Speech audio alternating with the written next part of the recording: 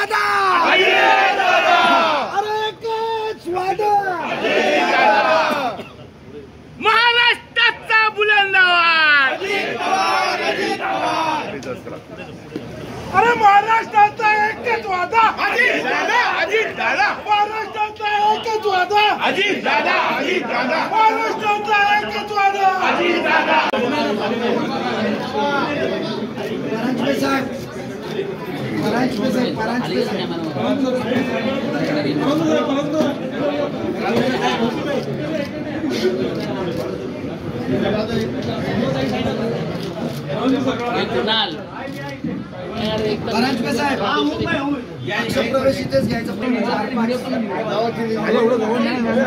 Party घ्या ना, photo येणार नाही.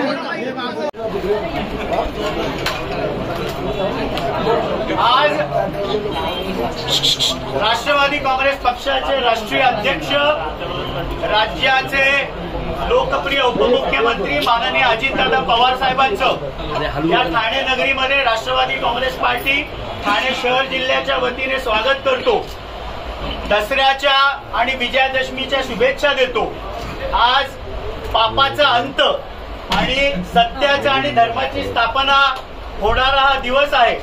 आजच्या या शुभमुहूर्ती राष्ट्रवादी काँग्रेस पार्टी शरदचंद्र पवार गटाचे जिल्हाध्यक्ष व ज्येष्ठ नगरसेवक सुहास देसाई आपल्या असंख्य कार्यकर्त्यांसमोर माननीय अजितदादा पवार साहेबांच्या शुभ हस्ते राष्ट्रवादी काँग्रेस पक्षामध्ये प्रवेश करत आहे.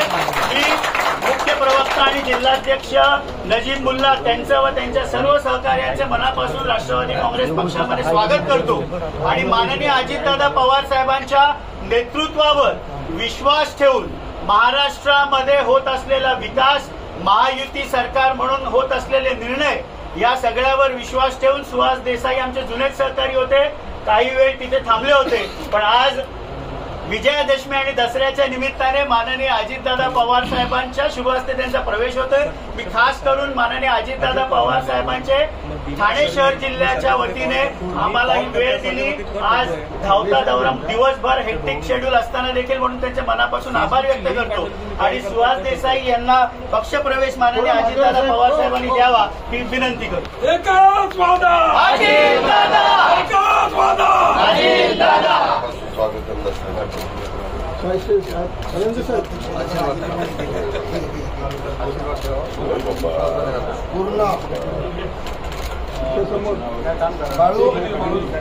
त्यांच्याबरोबर आलेले श्री संतोष नागले, सचिन शिंदे, दिलीप देसले, रविराज वैद्य, सतीश शेट्टी, अजित आरोटे, अमित आरोटे, गौरव देसाई, भूषण देसाई, विशाल वाळके, महेंद्र मोरे, पियुष डेडिया, स्वप्नील भोसले, अंकुश सकपाळ, गौरव देसाई.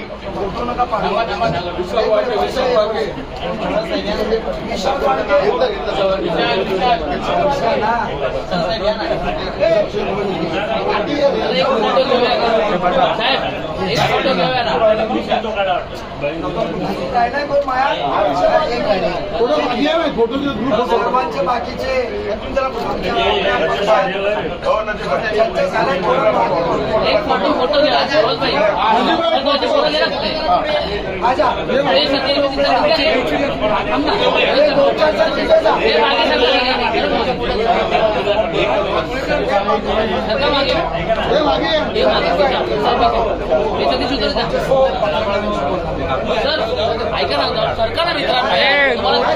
यार थोडं थोडं जितने लोग आहे दादा हात काढे बघा समोर